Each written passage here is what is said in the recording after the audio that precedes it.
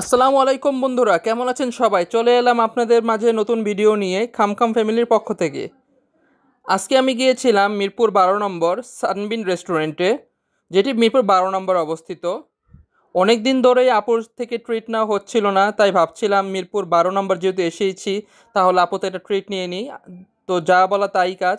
আপুকে বললাম, আপু কোনো একটা রেস্টুরেন্টে নিয়ে খাওয়াও। আপু সোজা আমাকে নিয়ে চলে গেল সানবিন রেস্টুরেন্টে। তো আপনারা দেখতেই পাচ্ছেন রেস্টুরেন্টটি সবুজে ঘেরা। এই সানবিন রেস্টুরেন্টের হলরুমের ভিতরে বসে আপনি চাইলে বাইরের দৃশ্য খুবই ভালোভাবে উপভোগ করতে পারবেন, এবং হলরুম থেকে দিয়াবাড়ি পর্যন্ত দেখা যায়, এবং সময় কাটানোর জন্য খুবই ভালো একটা মুহূর্ত। চাইলেই আপনারা সানবিন রেস্টুরেন্টে যেতে পারেন। এখানে চাইলে আপনারা বিভিন্ন ধরনের জুস ড্রিঙ্কস অর্ডার করতে পারেন।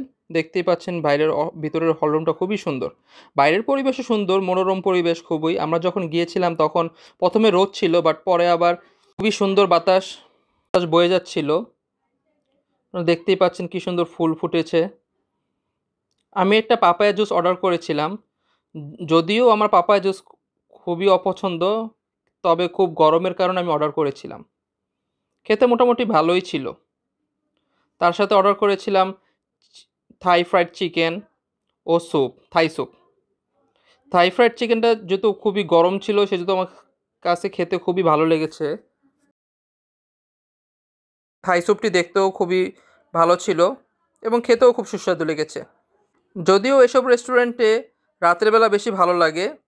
আমি আবার রাতের বেলা গিয়েছিলাম আমার ছোটো মামার সাথে।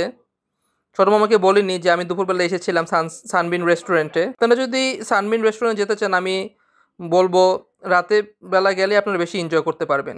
রাতের বেলা আমরা সানবিন রেস্টুরেন্টে সেট মেনু অর্ডার করেছিলাম।